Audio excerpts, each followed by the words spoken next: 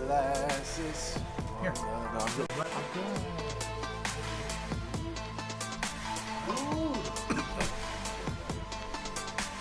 Much better? Check 1, 2. It's my right ear still out for some reason. My left ear is out. For reals? Yeah, I only hear you on the right side. I only hear out of my left ear. That's what you both ears are working? Mine are fine. I'm right in the middle. My porridge is too cold. Huh?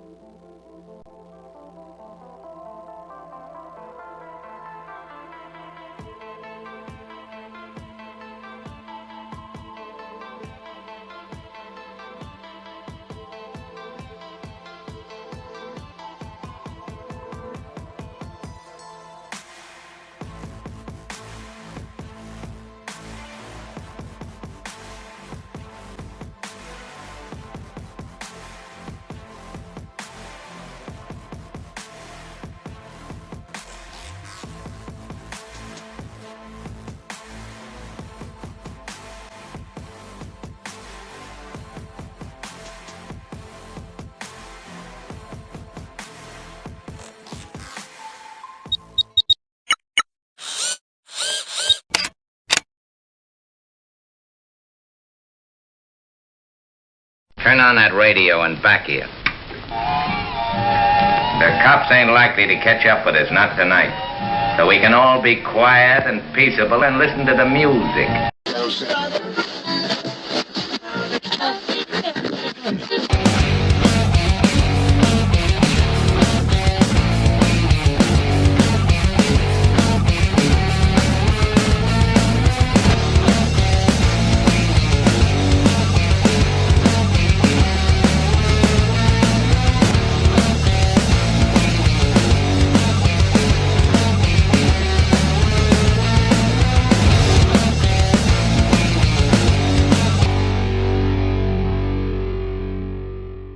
This episode of Auto Dealer Live is brought to you by TrueCar.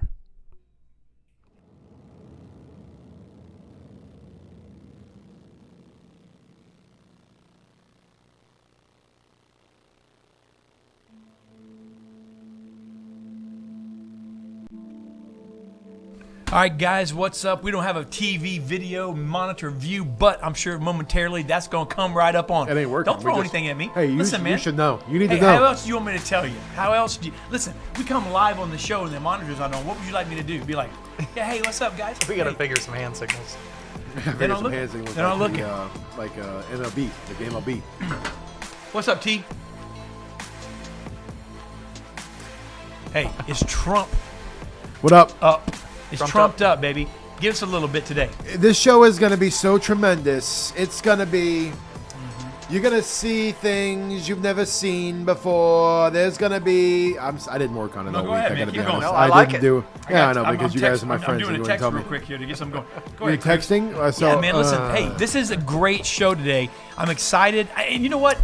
We're going to talk about the policies of the president, the 45th president of the United States of America, and what they mean for the car business. We are anxious to see the audience weigh in because, look, you can't, dude, I'm 44 years old, right? I'm almost 45. You're a little older, you're a little younger. Yes. But I have never seen an environment, positive or negative, like this. I've never seen anything like it, ever. No. And I'm excited to hear what you have to say. He's shaking things up. He's shaking Come things on. up. You know, Tommy, Shaking things. what's funny is, you know, when you did your impression of President Trump last week, I was thinking kind of like Alec Baldwin. You kind of gave yourself some job security. You're like locked in for the next 4 years. 4 years of this. You're welcome, suckers. Yeah, I'll get better at it. I don't know, man. You know, you can say whatever. I mean, you may or may not like, I don't know. You may or may not like his political leanings. I don't know that. I don't know what you're thinking. I'm not in your head, okay? But here's what I do know. You can't deny the cat gets stuff done. He's a businessman. He's just moving on things. So there's some things I really appreciate about it, and I think consumer confidence is on the up. I think there's some things that are just I don't know. I think I'm optimistic. Do you know? I don't. I wish I knew. I don't know. I just stated that. I don't know. The good news is, Dave, our guests today know, and I think they do because they've got their fingers on the pulse of the auto business. And what we're going to talk about today, it's not really the political. This is not a political show. Right. This is the policies that are placed forward, the environment. We've come off of 3 back-to-back years of record-breaking auto sales. Now, the pundits, the naysayers, and even very solid individuals in the auto business, I mean, many in which the last few months of this show have come on and said, man, we've been riding the high, we've been riding the momentum, things are going to begin to change, we got to prepare.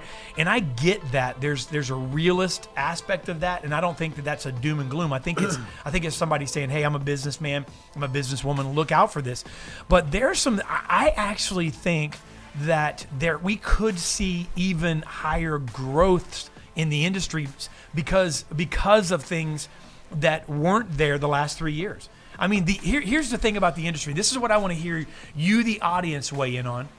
I'd love you to call in today. I think that there's room for you to call in today. We have 4 panelists, and the number is on the screen. It's 813-574-1820. Right there. And this would be a great day for you to weigh in because, and if you're on Twitter, on Facebook, #AutoDealerLive, weigh in. We'll get your comments on air because I'd like to hear what you think about the environment that's being created for business, not your political view, but as a business person, is this going to be good for the industry? And I'd like to hear that because there's a lot of things that are happening that that can go one way or the other. I'm excited to hear what the experts are going to say. I am too, because these are guys that have a direct impact. What happens next? With the auto manufacturers and the influence now that the new president is having in a lot of these policy changes, it's going to directly affect us. Now, what that is going to look like is still kind of up in the air, and I can't wait to hear the opinions of the experts we have on today. But being in this business for such a long time, I think one of the reasons we have heard on Auto Dealer Live that, hey, prepare, get ready, we've been riding this wave. It's because traditionally, historically, we have waves. We have had waves, and we have been riding this one for a while. And I think a lot of it came off of the pent-up demand from the economic downturn and the credit, kind of tightening up Bubble. And things like that. Yeah. So now that we've been selling so much for so long, we're kind of ready, but hopefully. Here's my question, though. I mean, this is the thing really I want to ask the experts. Yeah, I know my hands are cold, man. Well, I mean, I'm sorry, man. I got a Yeti here. These Yetis, they keep things cold for 24 hours or 48 hours. It's colder. Go ahead, but shoot. I'm anxious because, look, here's my question. Again, we're not going to get political today, but we're talking about what politics or the chief office of the land and the policies of the land when it comes to regulations and business and constrictions and freedom and so forth, what it means for industries and specifically the auto industry with regards to our show today and our topic and our genre. But here's the thing. I want to know, and I want to ask these experts, did the auto industry thrive in the last 3 years in spite of President Obama's regulations and policies? Meaning that I know there was a bailout, but a bailout, many manufacturers, domestic and even Ford, many manufacturers import and of course Ford domestically did not participate in that. And so was that bailout something that, quote, saved the industry, or did the industry that we know and love so much, the hustle, the scrapping, the fighting, the making something happen, the never die industry, did that have everything to do with it? And now the policies that are getting rolled out are just going to be like icing on top of a freaking amazing cake. And I want to know what they have to say. And I'm excited, and it's just around the corner, Tommy. We're going to get to ask guys like Bill Feinstein. Bill has the #1 Honda store in the land. Come on, man. Number one. Huge. That's stronger. That's stronger than New Rope. And we got Osha Berry. Osha is a GM, and he just landed, I think, at a brand new store. He's at a Ford store, I believe. Ford store. What state? I think Mississippi. Well, Mississippi. with him. Yeah. Come on, you know how I learned how to spell that? M-I-S-S. M-I crooked letter I, humpback. Crooked letter I, humpback. I guess I didn't learn how to spell it. I have never heard that. You never heard that? I've never heard I that. learned that from the as show. old as you What are, was I the thought show? that you would have heard that. The show I learned that from was I'm a What's little Happening. sheltered. I learned that Remember in What's school. Happening? Yeah, Oh, What's okay. Happening. Oh, Yeah, I What's remember Happening now, yeah. Yep. Yep. D and D. and Raj, all them. Dwayne. Hey, so, and then we have Osha Berry, and then we have Phillip Pogue. Phillip is also Phillip's in Mississippi. I'm not sure. Are you sure that Osha's in Mississippi? Phillip's in Mississippi. Can they not be both be in Mississippi? They can, but we did not plan that. If they are, what a great time for the state of Mississippi. Right? Yes. Two The dealers. great But state Phillip, of Mississippi is Both dealers in Mississippi with could two. be on today. right. But before we continue to say that, we need to make sure that we're right. But I think we're right. Phillip Pogue is the general manager of Butch Oustalet Chevrolet. Guy is a car guy. And then we have Steve Matthews. He's in North Carolina. He has been an operator and owner. He's the chief executive officer of the Matthews Motor Company and a couple of independent, strong, very successful independent lots, and also just acquired recently, I believe in the last year or so, a new car franchise. And so we've got 4 car guys on that are going to be talking about this subject. And You know, it's interesting. Steve Stallings already weighed in. He said it's not that a crash is coming; it's that most dealers aren't prepared to operate in a flat market.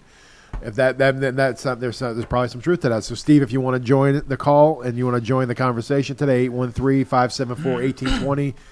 Call in. We'll do our best to get you on when we start doing everything. So we got a minute before we have to go to commercial, and then next up will be the trumped up panel. So, Dave, why don't you take us out for the next minute before we go to break? Sing something. Sing a little ditty. Yeah, sing something. Pour this. Look at that on the lid. No, I mean, I think that. How does he do that? I think it's going to be a great show because one of the first things that Trump did, obviously, in I believe his first week on the job, Go ahead. was he met with the manufacturers. Now that one thing that I did like about that move, and again, whatever side of your fence you're on with Trump is almost irrelevant really to the show. We're just talking about how it's affecting things right now. And but one of the things I did like is that he brought those the leaders of the the big 3 and the car manufacturers, brought them in and sat with them and talked to them directly. So I think that was smart. Yeah, it was smart Because he's a businessman. Well, yeah, but you know he what is though? a businessman. But hey, listen to this before we go to break, that's Cribs. what I feel about it. Wouldn't you Simple. be interested? Because Steve said, "Hey, it's not a question of a crash coming. Can dealers operate in a flat market?"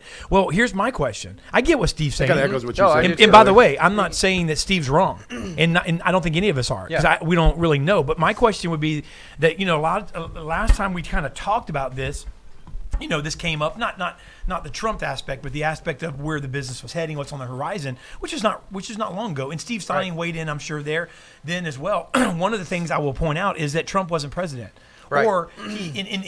Or no one could really anticipate if he were the elect president. I'm not really sure at that time when exactly it was. However, no one could even have anticipated what he'd done in the first couple of weeks. How he's, like Tommy said, taking action. So I want to hear this. Yeah, absolutely, I do too. And to answer his question, I think there are few dealers that are really prepared for any type of major change if that were to occur. It's just the wave's been so long, going that I think a major slowdown right now would be a big disruptor, but hopefully that won't happen. Okay, cool. I'm just, what? Hey, just so you guys can watch. See, we produce the producers, not Ezra, because Ezra is like on point. He operates the machinery, but the guy who's supposed to be telling us what time, I'm gonna throw him under the heart line. There you go. Come on, Lou. Throw him under the bus. Look at this. You're just bebopping around over there. Heart line is a I'm bus. telling you to remind us to go to break. We'll be right back. The next up is The trumped up panel. Hi, I'm Chip Perry. Earlier this year, we made a pledge to dealers that outlined some major changes designed to make TrueCar a more positive place for you to do business. I can't say enough how valuable your feedback has been and how much we believe that your ongoing advice and guidance will enable us to continue to improve our service to you in meaningful ways. On behalf of everyone at TrueCar, I want to sincerely thank you for your support and guidance while we are making these fundamental changes needed to ensure that TrueCar works better for you. See more at truecar.com/pledge. Hey, Jason Rice from Lot Pop. Lot Pop is a new and used car consultant firm where we do weekly calls with our dealers, but we track out and trend out hundreds of charts looking at their inventory management tool and marketing on third-party sites. We've taken the top 25 metrics and created our own lot score for our dealerships, which will allow us to break our inventory down into current status of our inventory, the marketing of our inventory, the stocking of our inventory, and ROI. We're making that same scoring system available to all dealerships, clients or not. This is a great system for dealer groups also to compare their dealerships week after to week and how their inventory is scoring out to their goals and the best practices. Introductory price of $195 a month, no contracts. Check out more information at lotpop.com. Click on Lot Score, get a demo, sign up for a demo, or call us at 844-LOTPOP4. Thanks. Is this helping you sell cars today? Does the dealership look like it's being effectively managed? So why does this happen? The problem is managers that don't really know how to manage and training that isn't really training. Think about this. Most management teams focus almost all their attention on only what's happening on the lot and in the showroom. In other words, the majority of our managers' time and effort is focused on a very limited pool of opportunities. The most successful dealers and management teams recognize that there are exponentially more opportunities happening outside the showroom that need to be converted. They execute an effective training strategy and they manage a few simple yet highly effective processes. The following video demonstrates what it looks like when it all comes together. You'll feel the energy of managers and salespeople making things happen versus waiting for them to happen. There is the captain. That's how we do it. And look at this. Salespeople everywhere on the phones. Oh, look at that book. What's that book? I love that book. Perfect. Thank you. Look at that. Nothing but salespeople on the phones making it happen. Teach your managers how to do their jobs and provide them with the tools to get the job done. We help the best dealers in the industry get what they want, better, faster, and smarter. When waiting isn't working, contact us.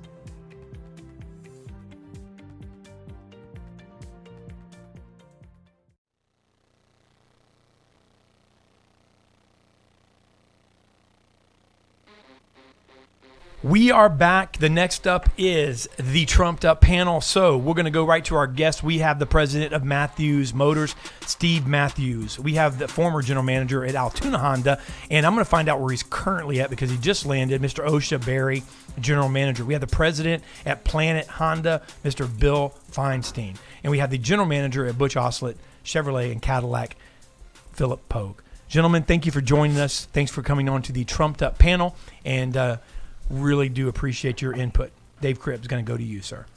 Yeah, and I want to go to Bill, and Bill, we'll just talk about the fact that obviously there's a shakeup. You know, I think manufacturers right now are probably, kind of waiting with bated breath about the things that are going to be taking place with some of the proposed changes that the new administration has kind of on the forefront of their mind.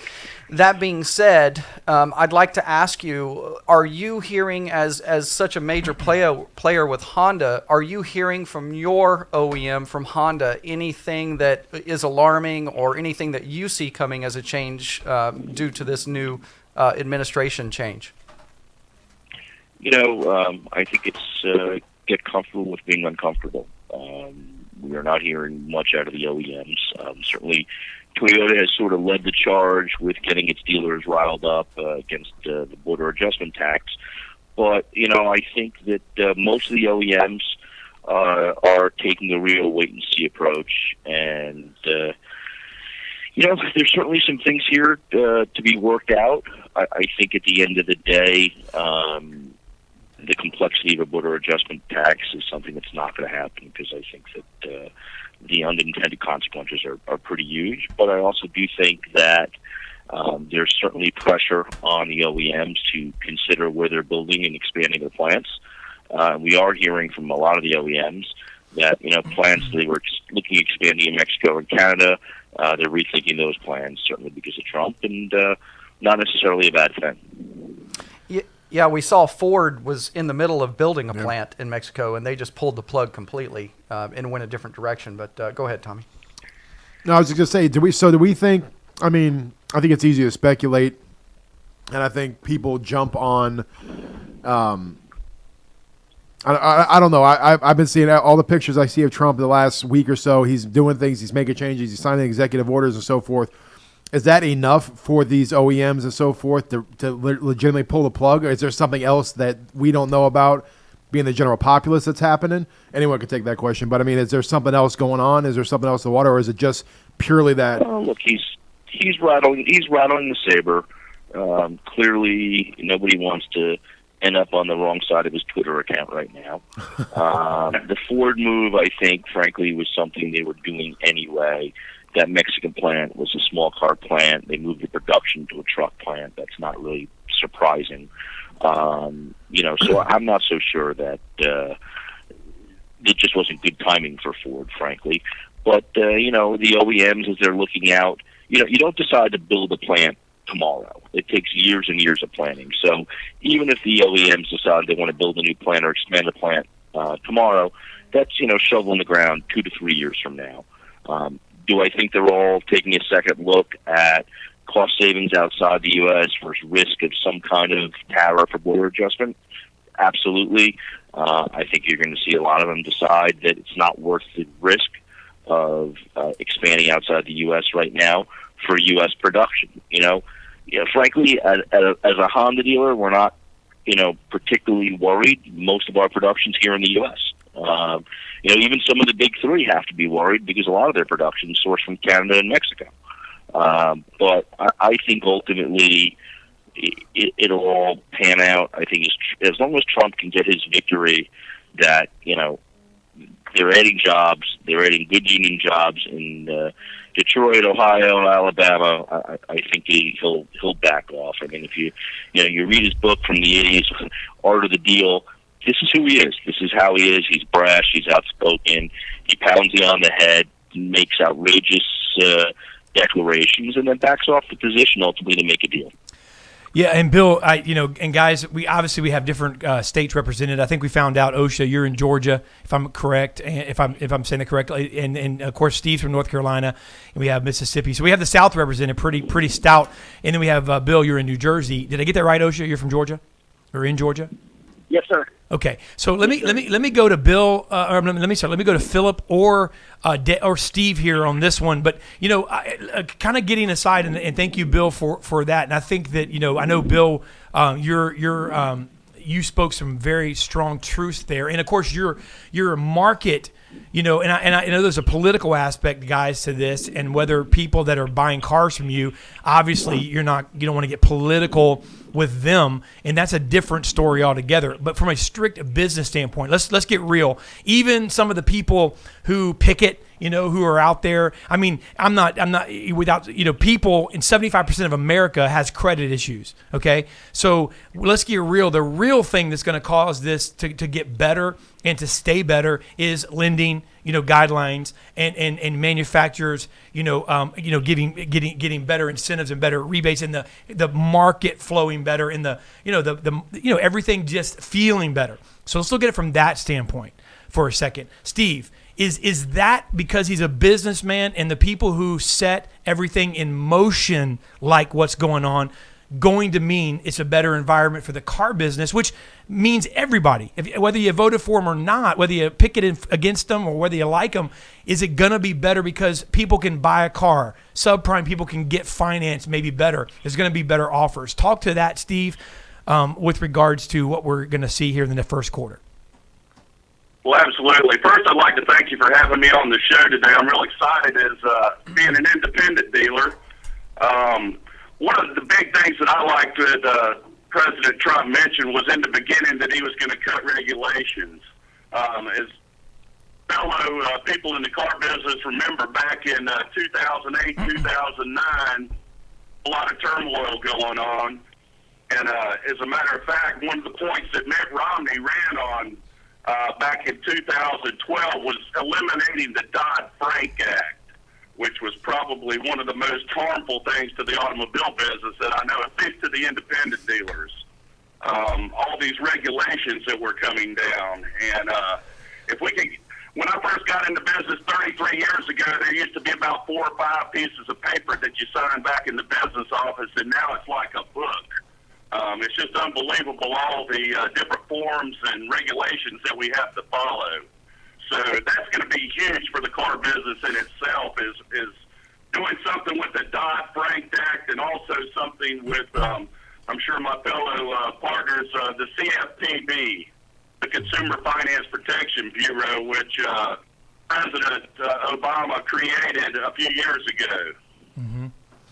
And you see that, and you I really see some change coming down the pike on these two entities, and that the car business is going to be a whole lot better off for that. Okay.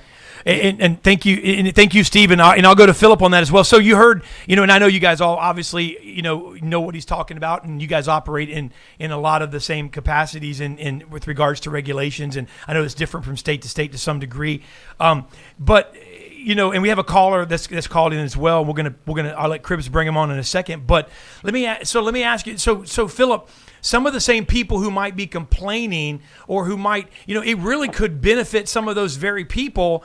And that's what I kind of want to ask here. So, I mean, the environment itself, if somebody could get a car, and if somebody can get a car, or if somebody can get an auto loan, or get financed, or, get into a better situation, is that something that, Phillip, could benefit some of the very people who might not think they like what they think he's going to do or not do? Phillip Pogue. Well, David, we're in Pascagoula, Mississippi, which 90% of our community is dependent on defense spending. We have the largest shipyard down here in the Gulf South, and we have a large Northrop Grumman drone plant here. So with the Trump coming out speaking of a strong military, it has really bolstered consumer confidence, and we see a new wave of excitement in the car business down here. So this is a big benefit to us so far. Okay. Yeah, I think like Dave mentioned, is state to state and the market can be a little bit different, and we appreciate that. We're going to go to a caller on the line right now, and the caller is Jay Lasco with the Lasco Ford family out of Michigan. And Jay, are you with us? I am. I'm here. Can you hear me? Yeah, you're coming in just fine. Did you have a question, Jay, or did you want to weigh in on this topic? No, I really didn't have a question. I was trying to catch as much of the conversation as I could, and I figured I'd chime in and just kind of give our point of view over on kind of what we were thinking. I mean, I know everybody is super anxious to hear what is coming now that we have Trump in office and what could benefit our industry. And I guess the big thing that we've been trying to remind ourselves is that we still have to plan for today and what's going on today. And everybody is so fast to expect change and, hope for the best and think that, great things are coming. But, I've been telling Matt, we've been sitting here, we have to do business today. And we can plan for if there's an expected change coming, we can have something in place that tells us, hey, hopefully this happens. But we can't lose sight of what's going on today. Nothing has changed. Dealers have been through 9/11. They've been through cash for clunkers. They've been through massive recalls. I mean, the good dealers that have survived through all of these, they're going to make the best out of any situation. So I think that we all also have to focus on today and maximize what we have right now. And then when good comes, embrace it. Awesome. Thrive off it. And, if things don't happen what you're expecting, well, you better not plan on that today, because what if it doesn't happen? I think we all know that things don't, happen that fast in Washington, D.C. It doesn't matter who's sitting in that chair. So, it's great to have some optimism. I'm an optimist. I love thinking positive things, but we still have to do business today. Yeah, Jay, thank you. Thank you, Jay, for coming. I'll go to Osha on that. So that was something I was actually talking about in the monologue when we were talking, and that's something I mentioned, and Jay kind of went down the timeline perfectly, with 9/11. Then we had cash for clunkers. We had an economic, meltdown. We had two, major, domestic makes, receive a bailout. And Osha, I'll go to you. You're a millennial here in the auto business, and I want to ask you, as maybe the only millennial on the panel, it's sometimes people think you think differently. I know you're a car guy, so but here's the deal, man. I mean, Jay just hit it on the head, and Jay's a millennial, but car people are going to do it, I think, no matter what. So, and in another question I have too, and I want you to kind of weigh in on both of these, and then you guys could all chime in on this after Osha's finished, Bill and Phillip and Steve. But I mean, is Obama really responsible for bailing out, quote, the auto industry, or is it because, man, hustlers in an industry that's been through hell and back and it's tough, man, and it was born tough and it's been tough? Is it the industry that did it, that pulled itself out of the about the bootstraps up? What's your opinion on that, and about the fact, and weighing in on what Jay said as well? Osha. Yeah, I mean, it's a good point, but sometimes we make fun of it. I mean, we really learned the industry, like, first it was the vendors that were really good at what they did. You can't hear? And then we learned the industry and the internet really late as a whole. And honestly, when you talk to dealers, there's still so many dealers that don't really do it right now. And so there's so much more business and potential just with great processes and focusing more on your people that it was really, I mean, put it this way, Obama wasn't bad for the auto industry. The last years were great. But I don't know if he can take credit for that because the economy came pouring back in 2010, and now it's really, the politics as far as the retailing side of the world, it's how we were all trained if we're in a store. Let's not focus, let's kind of agree with your client. You probably ought to leave politics, sex, sports, religion, things that are real, it's just probably not a good thing because everybody has different opinions, and we want an opinion that allows us to move the needle. I just don't know that, it's different now on an industrial level and looking at CFPB regulations, but really the consumer's the one that gets the fire up. So it really comes down to who cares what different regulations and all. I mean, I love the free world, as far as competition, but it really comes down to us moving our own needles because there's still plenty of stores right now that are struggling to make it based on not adapting to the new world. And so it's not exactly easy. I mean, it feels easy when you're doing it right. Blocking, tackling, master the start process. Okay, let me go to Bill. Bill, you still with us? I am. Bill, let me go to you with what Osha said, and I know it was a little low, but I don't know if you heard everything, but kind of coupling all this together, he kind of said something back to back, and I want to ask you about it. We're not getting political. I'm just trying to figure out because, he said, hey, you know what? The last couple of years have been great in the car business.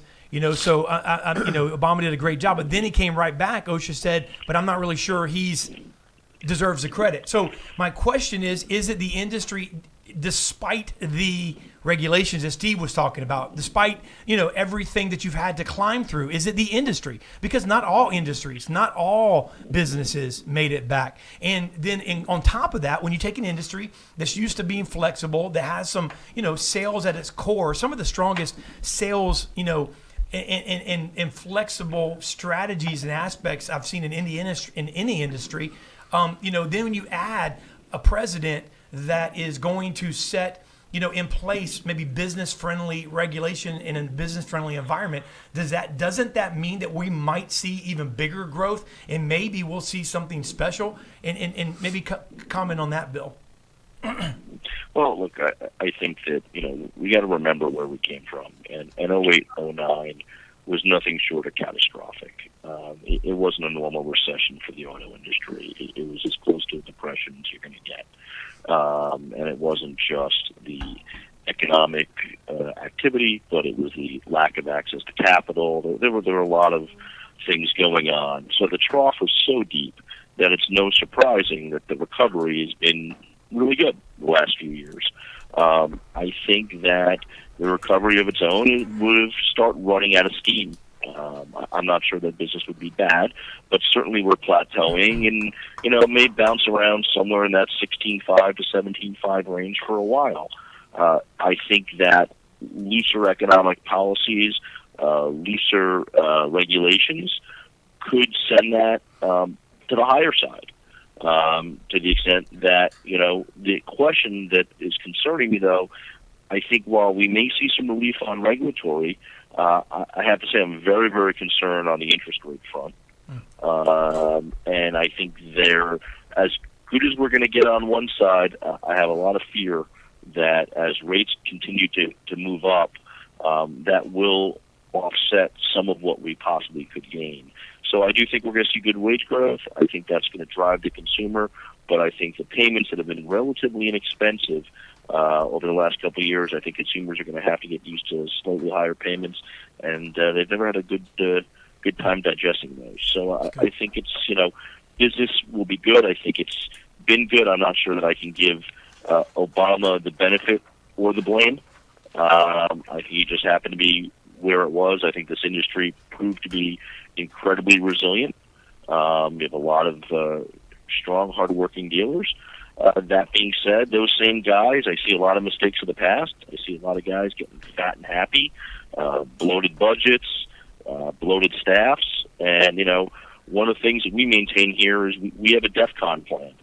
I've got 5 levels of DEFCON, and if certain parameters are hit based on volume levels over a period of time and revenue over a period of time, we have automatic cuts that come in, and we already know what headcount we're getting rid of. We know which vendors we're getting rid of, down to to 2008 levels. So I think there's nothing wrong with being prepared in case we see some shocks, because as good as I think it can be, I also do believe that there are some significant risks as well. Yeah, I love that. I love that DEFCON plan too. That's great. And it's it's entertaining, the term, but the seriousness of what Bill just talked about is great to have that backup sort of plan as we move forward on the numbers. But what I'm really hearing from the whole panel overall is that, hey, let's not panic. We're not in a panic situation, obviously, even though there's some things that we're going to look at. Jay hit on it. Let's do what we're doing today. Let's react as it comes, and it's probably going to be a slower process than maybe what we're bringing out. In fact, Bill touched on the fact that the plant that closed in Mexico before it was built was probably a little bit of sensationalism on the media part because it was already kind of in the works. Let's do this. I think Bill touched on something, which was the rates that have been so low for so long. I call them artificial rates, but there is going to be an adjustment with the public as these rates go up. And I think on the phone, do we have Tony D on the phone right now, gentlemen? Let's bring Tony D on. Yes, you do. Tony D, National Finance Trainer. Let's talk about that a little bit. And was there something else that you wanted to weigh in on, Tony? Yeah, I just got back from NADA and spoke to a bunch of people, did 3 great workshops out there, and there was a lot of people, there were some people crying, whining about the possible changes with what we see with Trump and the political climate. And one of the things that people are for and against it, and one of the things that I've learned in this industry is that every day, every hour, in every city, in every market, there are people wanting to buy cars. And we as a industry, a dealership, a salesperson, a GM, it is up to us to capture that market. It's not up to anybody else. Everybody can sell cars. We just need to go find those customers. And if every salesperson and dealership isn't getting their own, they need to go out there and start reaching for it. Somebody every day, every moment is wanting to buy a vehicle. We just want them to always buy it from us.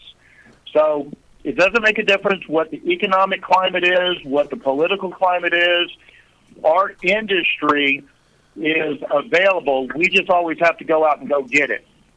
All right. Thank you very much, Tony. Go to Steve and Phillip here. Get you guys to weigh in on anything you've heard. Steve, we'll go to you first, and then Phillip, right when he's finished, you can comment. Some of the things you've heard with Bill and Tony and Jay and all the guys in Osha. I mean, Steve, I'll give you the floor and let you kind of just give some comments on what you've heard in the last few minutes. David, I appreciate that. Being an independent dealer, I'm a little bit different than the guys in the franchise world. But back in 2008, 2009, like Bill said earlier, I think we went through probably the worst time we'll ever go through. I hope and pray it was. And the people that stuck around after that, they sharpened their pencils. They got their expenses in line. I know I, as a dealer, sat down with my wife every night, and we went over, our expenses and found, where we could cut, and, that's what we did. So that's when things came back. We were in a better position when we started hiring people back, because we went from about 40, 50 employees down to about 15 in 2008, 2009. But as things started coming back, we realized, we couldn't spend the way that we had before. I think Bill mentioned before, there's a lot of people getting fat and happy. I just hope that they're dialing their system in and have some money stashed away. Because back during those times, it didn't matter how much real estate you had, cash was king. So I'm preparing for that. But I see the business coming along. All the analysts said 17 is supposed to be a pretty good year. except that they didn't know that Trump was going to be president. So I really think that that's going to help things even more going forward. Being an independent store, also we do a lot of secondary finance, and we've seen a lot of the banks stepping up here lately, which is good for the industry, and really looking forward to 17. That's good. Yeah, thank you, Steve. And I agree. I think we saw our darkest hours a few years back, and I think dealers have learned a lot from that and maybe positioned themselves a little better in the event that we do have a little bit of a downturn. Let's go to Phillip and get your comments, Phillip. Yes, David, I agree with a lot of what I've heard today. I think the biggest thing that as dealers we've had to learn is to be proactive and to understand your market and go out and get the people. We're very targeted with what we do. We make sure that the ROI is there. And, you know, we get a lot of people in our dealership. We're in your face kind of approach to marketing, and we've been very successful by doing that. And we tune our people up. We spend a lot of money on training. And you guys are doing a bang up job there, and you know, going off of what Steve said too, you know, Osha, going to you, and somebody on Twitter sent in, you know, I think it was, you know what, I'm not sure. I think his last name was Knickerbocker, if I'm not mistaken. Did you guys see that? If I'm not making it up. Somebody. Steve Nicks. Steve Nicks. Okay, so anyway, the guy said, and I'm not sure who he is, apologize, Steve, but Steve said all the bootstraps in the world wouldn't have saved the car business if it weren't for the billions that Obama gave. And so, you know, so Osha, let me ask you this. I mean, you know, not everybody received that money, and what's your opinion of that? Is you know, kind of going back to maybe the industry and what we've gone through and what we went through, but also you know Steve just mentioned a minute ago and Bill with the downturn, but I think there's a lot of thinning out. You know, the industry went from 21,000 dealers to below 20,000. There was a lot of thinning out. So I mean, to me, anytime that happens, it just makes the strong stronger. You know, and it's like, you know, I told my wife, you know, like, at my house we got a grocery store chain down here called Publix. And it's like, I really don't need like 6 Publixes within like 10 miles. You know what I'm saying? Like, I mean, I really don't need it, you know? And so do we really need, I can drive to, 12 Ford stores, in like 20 minutes from right here. So my question is, did the thinning out help a little bit? And I'll go to Osha and let you comment on all of that. Well, I think the thinning out's going to continue. I mean, we're seeing Cadillac looking to buy out brands in all the small markets with little teeny offers. Mazda, I know Mazda. You know, I'm at back home in Savana with the back at the home store and the Lincoln Mazda dealer, and the Mazda's not into it. You know, they're reshaping their whole world and trying to make the dealer count. They want dealers that really want to be dealers. Well, when the market's reset, and we were at like a crossroads in 08 or 09 where we bailed out companies. I mean, that would have been like one of the greatest different changes we've ever seen. Who knows what the world looked like if we didn't bail out those companies? Because I mean, odds are we had 2 less of the big 3. The world could have been a totally different world. But now we have, we just have different challenges. I mean, there's, get better at leasing. If money's going up, let's focus instead of keep going to 96 or 110 months. When it comes to some of these politics, it's like I don't know if the bailout money really matters. It helped us back in the day when we were Lincoln, like a Lincoln dealer, and because we didn't take the money, so we had a lot of growth early. But you forget how bad it felt for all the GM stockholders that didn't get $1. I mean, I think Matthew McConaughey, might have been the reason it helped out the Lincoln. I don't know. I'm not really sure anything can help Lincoln. Listen, I'm not sure anything. My wife drives Lincoln. Lincolns are fantastic vehicles. I'm not really sure anything can help Lincoln, but go ahead, finish yours. Okay. But go. That's true. Luxury wearing 3 days in a row.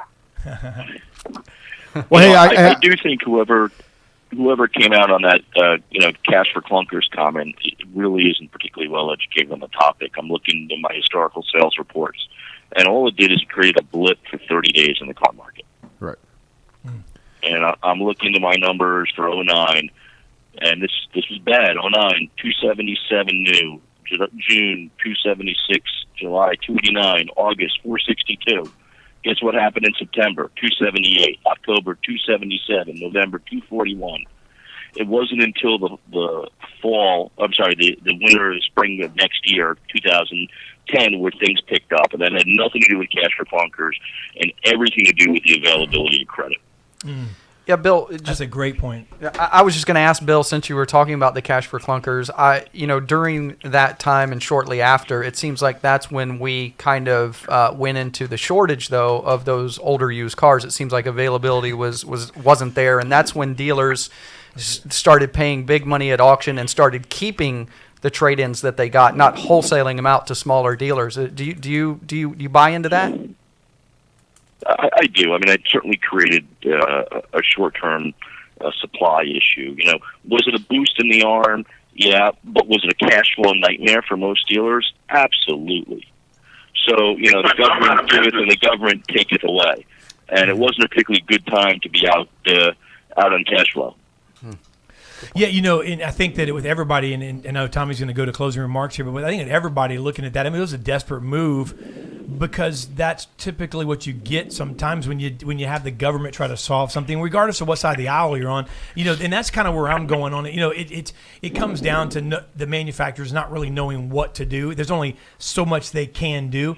But the talent that I see in the car business and always have never came really from the manufacturer level. It always came from the dealership level. There's such talent. I talk to dealerships, guys like yourself, like the GMs and GSMs that are on this panel now and owners.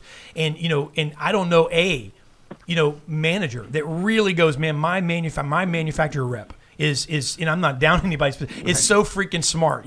They got all this together. It's like they do it because they have to do it, but they're not necessarily car guys and car girls all the time.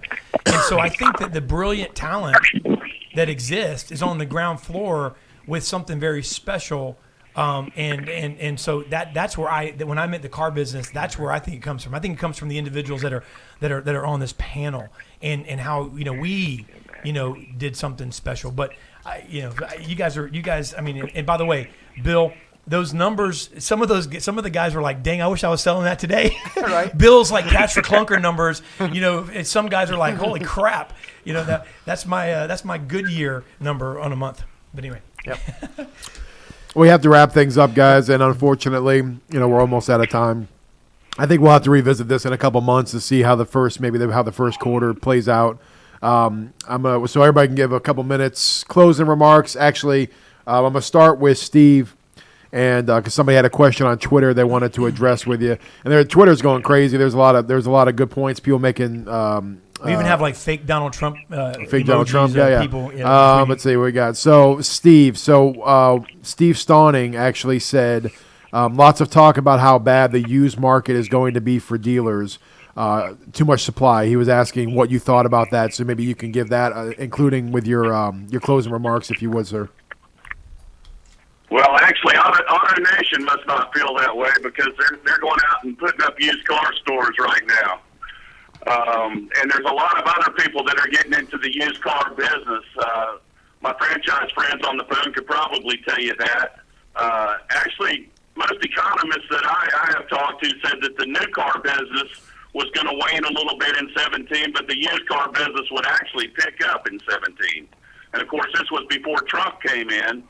So I don't know, but I feel real good about my business. We had a record year in 2016, off to a good start in 17. So I'm real excited about Donald Trump being president and having a businessman actually in there for the first time in my lifetime, anyway, and first time I can remember a businessman actually running the country. And that's what we have here, is a big business. So I'm real excited about this. I think you can tell from my passion. But the independent dealers feel good about this year, and hopefully our friends in the franchise world will be the same. So yeah, I think everything's looking up. Amen. Thank you, Steve, and congratulations, by the way, on your year and especially your optimistic approach. We love it. Let's go to Osha. I think it's going to be a great year. I kind of agree with that comment about, I think new may be, anybody can grow, but I think new is going to be flatter. I think we still hit great year, but I think it's a huge year for certified and used vehicles. If we just focus that, our best resource is our people, our commodity is our experience. I mean, you know, a coffee bean's worth a penny. But when you get a barista making that thing right, you know, they're selling it for $5, you know, because it's an experience. And we need to keep track of that as retailers. I'm a little concerned about some of the crazy urged decisions. I think it's going to be great, but there could be some, I don't want to see tariffs or some of those things affect the manufacturers that aren't prepared for some of this infrastructure. America First is an awesome thing. However, we don't want to, that could squeeze some of the situations, and, you know, it's just, there's some delicate stuff going around publicly, even if caffeine standards help us. And, you know, there's a huge difference between dealer and manufacturer or executive level, because they don't really know what's going on. So everybody's being so quiet, but there's definitely a lot of stuff happening and quickly. So thank but you. We'll be just fine. I love it. Thank you, Osha. And we'll go to Bill Feinstein. Bill, if you can give us your closing remarks, sir, and then we'll end it with Phillip. Yeah, look, I think it's the old Chinese curse, may live in interesting times. I think it's we're going to live in some interesting times. I think there'll be a lot of tumult, a lot of crazy things going on. But at the end of the day, you know, you got to keep your focus on the business and keep the ups coming through the door, and, you know, control the things you control and not worry about the things that are out of your control. That's good. Good word. Amen. Simple. Some wisdom there. Yep. All right, Mr. Phillip Pogue, sir. David, I'm more excited than ever, actually. For a dealership that's used to fighting for the business, this isn't going to be anything new for us. We've just sharpened our sword a little bit. We're planning on doing some things this year that is going to broaden our reach. And like I said earlier, I'm investing a lot more money in training my people. And I think this is going to be a record year for us. Come on. Good. Amen. I think it starts, gentlemen. I think our listeners have gotten, if anything, some optimistic viewpoints from you guys. And you know what? I sense that hey, you know what? It starts with, and I'll speak to the people that are listening. It starts with you. You know, and I don't thank you guys for coming on, man, because you've inspired me. I think you've inspired our listeners. And regardless who's in office, regardless, what's going on. I mean, the industry, despite what's been going on, has had 3 back-to-back record years. Dave, we're car guys. We're car guys. And car gals. That's right. Man, I want to thank you guys for coming on so much. I know it's a busy week, as always, and it's been our honor to have you on. So thank you so much for joining us today. Thank you. Thank you, guys. Thank you, guys. Well, that's trumped up, T. There was a lot of activity on Twitter today.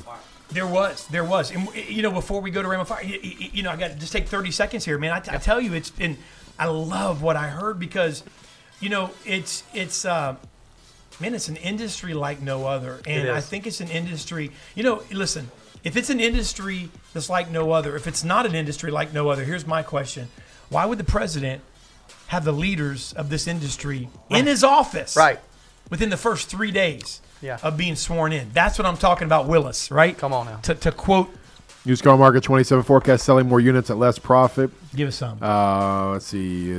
Oh, you better hurry. Give us some. Solution like 2017 lineup is as strong as it's ever been. What's that Brooks say there? Hold FCA is adding a boatload of dealerships. FCA adding as many as 400 U.S. dealerships, sources say from Auto News. Let's see. It's hard to cut your way to profit. Good stuff. Yeah. I want to hear. I'd love to hear right now. I'd love to hear what Alan Ram would have to say. Love to hear it. But the next up right now is the brand new. You don't want to go anywhere. This is the best one I've seen in a long, long time. This is funny. It's hilarious. It's original. It's good. Right now, you're getting it debuted on Auto Deal Live, the 1st of February 2017. Ram on fire. I'd love to know what Alan, by the way, thinks of this whole Trump. I would too. Let's hear Ram on fire.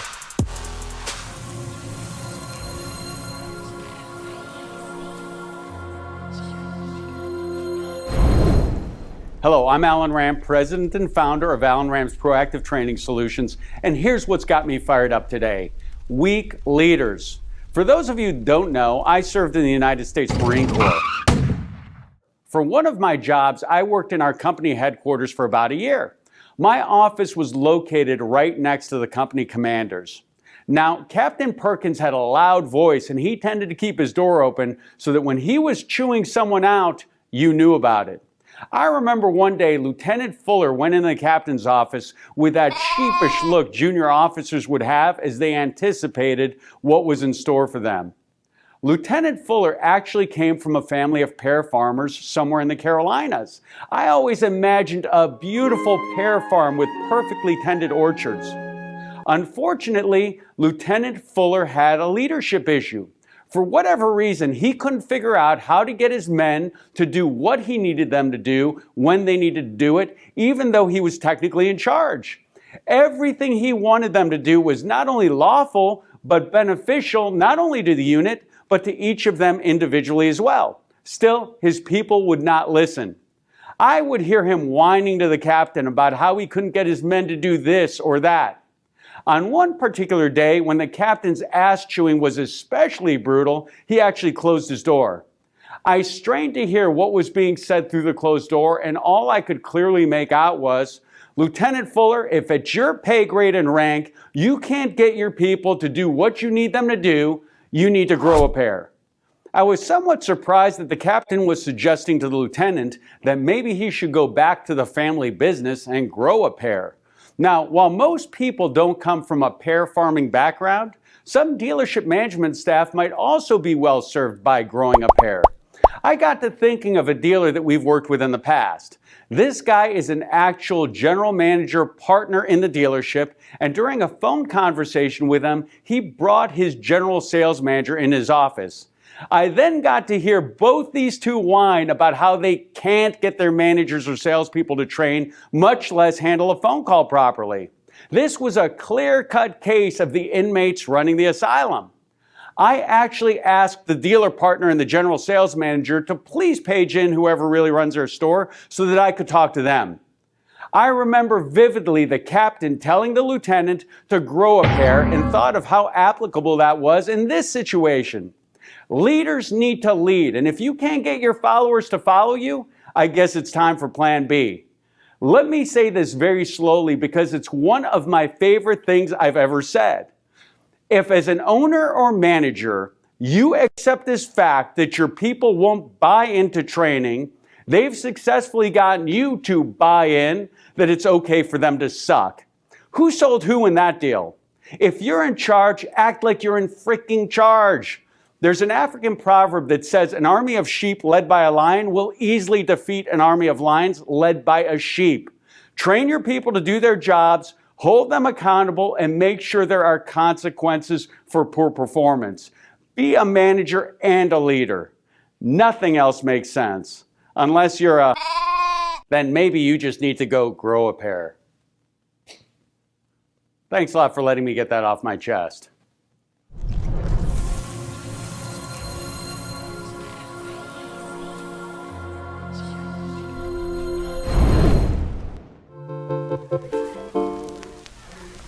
Hey guys, Dave Villa, CEO of IPD here. I'm holding hundreds of checks. You're seeing another, I don't know, hundreds, man, maybe thousands of checks representing millions of dollars in business. We are a $15 million a year company that works with over 400 automotive dealers every single month, moving the needle. Our average dealer on our Mailology program moves 35 cars. We have dealers that are moving 50 plus units a month. Look, this is just some of the money that you and your colleagues spend with us, and we want to say thank you. So, Mailology, this is a little bit, look, I just want you to see, just in case you need to see another visual, these are just some of the dealers in alphabetical order. If you just keep scrolling down, look at that. These are some of the dealers. You got Chevy, you got Ford, you got Toyota, you got Chrysler, Dodge, Jeep, Ram, you got Hyundai, you got Nissan, you got Kia, you've got Honda, you've got every make, every model, hundreds of dealerships. There's a reason that these dealers trust us with their money because we move the needle. Look, you get solicited every day, probably 20 to 30 times a day, dealers, on somebody trying to take a piece of your budget. You know why? Not because their product is good, but because they know that you have to spend money and are going to spend money on a monthly basis to try to move the needle. That's a fact. You field some of those calls and you blow off other of those calls. This is a program where the results, look, with what dealers are doing, let it speak for itself. 813-630-5888. You hit number one for sales, I promise you, the phone won't ring more than one time. We want to tell you how Mailology can move the needle for you in February. In February, we can move the needle for you. Call us now.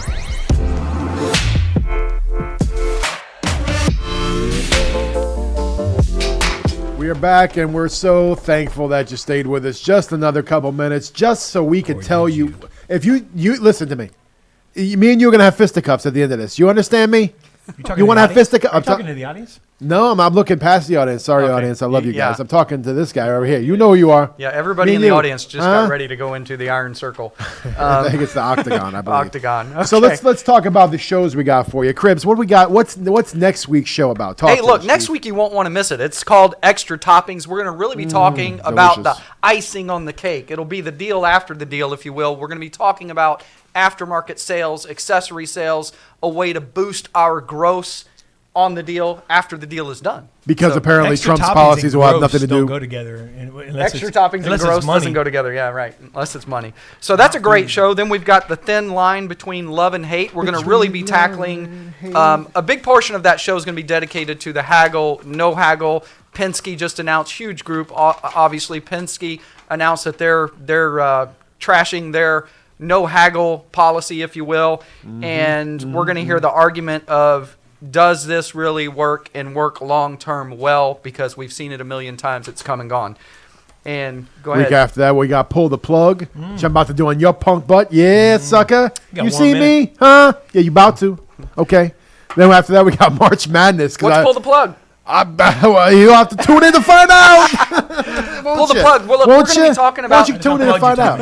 We're going to be talking about the electric cars, like that would Teslas, totally Volts, stand to reason. Things like that. Yes. And it's become more relevant now, speaking of this show, with Trump, because Trump's making some changes there Trump is going to be the subject matter for the next 42 shows. Just kidding. He won't be. Yes, he is. March Madness. It's going to be madness in March. We got Market Moguls, which is going to be a show you want to check out. I got to comment on that. I love Market Moguls. We're going to go big market, small market, mogul, weird market, unique market. Yep. And we're going to find moguls, dealers that are killing it in areas where you wouldn't think so, or maybe you would think so, or maybe you'd be like, or how are they killing it when there's so many people? How are they killing it when there's no one? How are they killing it in this weird when there's 10 other unique competitors? And yes, market moguls. Market moguls. And then we have shared custody. We're not talking about Cribs and his ex-wife. Okay.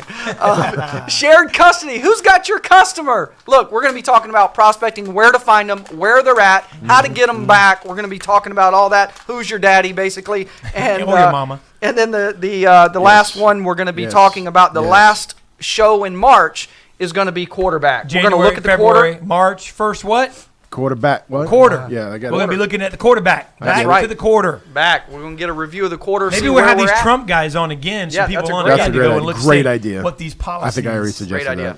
All right. That's a wrap. We love you guys. God loves you too. We'll see you later. Lou. And Lou loves you. Lou, our producer, and so does Ezra. I love Lou.